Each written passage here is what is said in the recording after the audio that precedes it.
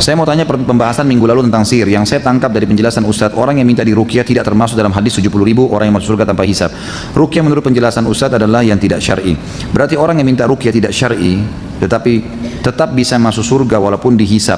Ya. Bukankah ruqyah tidak syar'i masuk dalam syirik, mendatangi dukun, tukang sihir? Mohon penjelasannya. Iya jawabannya. Emang iya.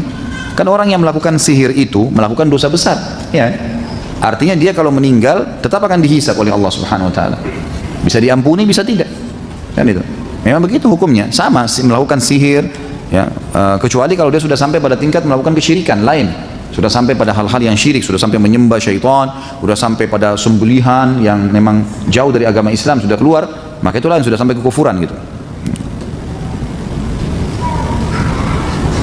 Bagaimana dengan alat musik yang terlanjur kita miliki? Bolehkah kita jual? Pendapat ulama yang kuat boleh dijual kepada orang-orang non-muslim.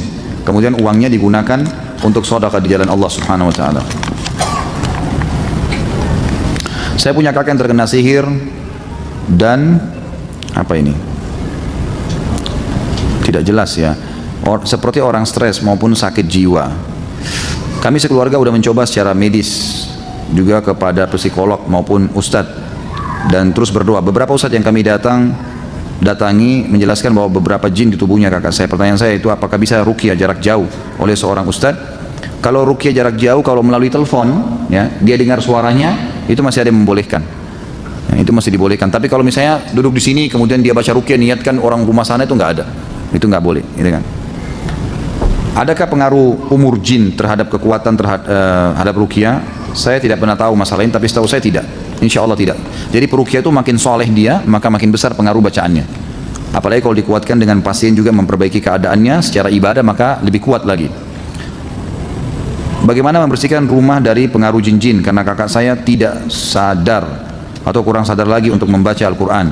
Jadi diruqyah rumahnya, sudah saya jelaskan. Ambil air, kemudian diruqyah rumah itu. Diruqyah air tersebut lalu disemprot di sekitar rumahnya. Insya Allah itu bisa membersihkan dari penyakit sihir tadi. Dan saya sarankan, nanti sebentar ya, saya ulangi aja nomornya Ustaz Sahal, nanti dicatat lagi karena ini kayaknya masih banyak yang tidak hadir kemarin. Dicatat nanti konsultasi dan bisa undang beliau ke rumah sama Ustaz Husain tadi, itu bisa diundang insya Allah. Saya punya kenalan, dia mengaku sebagai ahli pengobatan menggunakan telur ayam sebagai media pemindahan penyakit pasien dan juga menyuruh pasien mandi dengan bunga-bunga tertentu. Apakah ini merupakan praktek sihir? Jelas iya, ya, ya, jauhi, itu nggak boleh.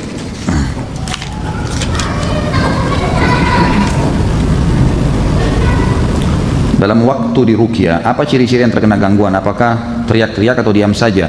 Reaksinya macam-macam, ada yang kesurupan, ada yang kesemutan, ada yang tiba-tiba sendawa, ada yang muntah. Pokoknya dengar ayat pasti terganggu, jiwanya nggak enak, nggak tenang. Itu ada pengaruh. Dari sekian banyak pengobatan sihir, apa yang paling manjur? Apakah doa bisa dipakai dan paling utama? Tadi kan sudah saya jelaskan, ini cara-caranya. Jadi mudah-mudahan tadi diikutin ya, sudah saya jelaskan panjang lebar caranya. Tawakal kepada Allah Subhanahu Wa Taala, berbanyak istighfar, berdoa kepada Allah, dan ruqyah syariah. Ustaz, di kampung saya ada simbol sebuah perahu lama. Saya tinggal di pemukiman nelayan. Saat sebuah simbol perahu itu dibongkar, sering terjadi kecelakaan sampai menyebabkan kematian. Bisa dalam 1 bulan 2 kali. Apa solusi yang tepat untuk menyikapinya? Ruqyah, air, kemudian datang ke lokasi itu, lemparin, siramin dengan air ruqyah. Datang ke situ, bacain ayat-ayat ruqyah, insya Allah hilang itu. Itu permainan syaitan, sering terjadi begitu. Sering dia menakut-nakuti masyarakat. Bahkan Nabi SAW pernah menyuruh Umar bin Khattab untuk datang menebang sebuah pohon yang sering mengganggu orang-orang. Setiap lewat merasa takut di situ. Lalu kata Nabi SAW, pergilah Umar dan hancurkanlah itu. Maka Umar bin Khattab pun datang ke sana lalu menghancurkan dan menebang pohon itu.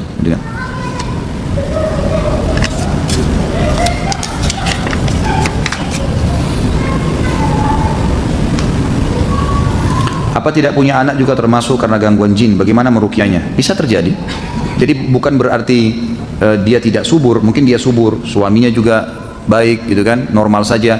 Kalau ditinjau secara medis tidak ada masalah. Kalau medis sudah mengatakan ini memang ada masalah, faktor keturunan misalnya, berarti sudah itu tinggal ikhtiar, beristighfar, minta kepada Allah. Tapi kalau secara medis mengatakan semestinya ini sel telurnya normal, ini sperma suaminya diteliti memang masih bagus, nggak apa-apa, berkualitas, berarti ada pengaruh syaitan. Karena memang dia bisa menghalangi ya, tapi dia tidak bisa melakukan hal lebih daripada itu. Dia bisa menghalangi. Seperti misalnya ada hadis yang menjelaskan kalau seseorang berhubungan badan tidak membaca doa, Allahumma jannibna minasyaitonir rajim, syaitan lima razaqtana, ya Allah jauhkanlah kami dari syaitan dan jauhkan syaitan dari apa yang kau karuniakan kepada kami. Maka syaitan partisipasi di hubungan itu, artinya dia bisa terlibat dalam rahim biologis, yang dia bisa lari dalam tubuh manusia dengan darah gitu kan. Jadi memang itu bisa terjadi. Makanya sebaiknya memang dia ruqyah ya. Coba diruqyah, dan banyak orang yang diruqyah juga dengan teman-teman yang sudah saya kasih nomornya itu, insya Allah beberapa bulan kemudian setelah ruqyah ada reaksi, mereka hamil dan seterusnya. Ayat 1000 dinar, 1000 macam kekayaan, apa benar Ustaz? Allahu a'lam. Ayat ini memang ayat yang benar dalam surah At-Talaq ini ya. Tapi kalau dinamakan ini ayat 1000 dinar, saya tidak pernah tahu itu. Ini tambahan baru ini.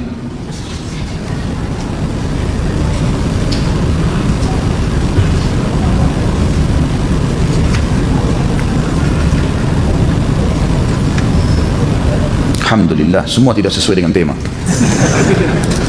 Nanti kita bahas masalah sholat, insya Allah pertemuan akan datang. Baik, mungkin sampai sini dulu insya Allah. Mudah-mudahan apa yang kita bahas bermanfaat.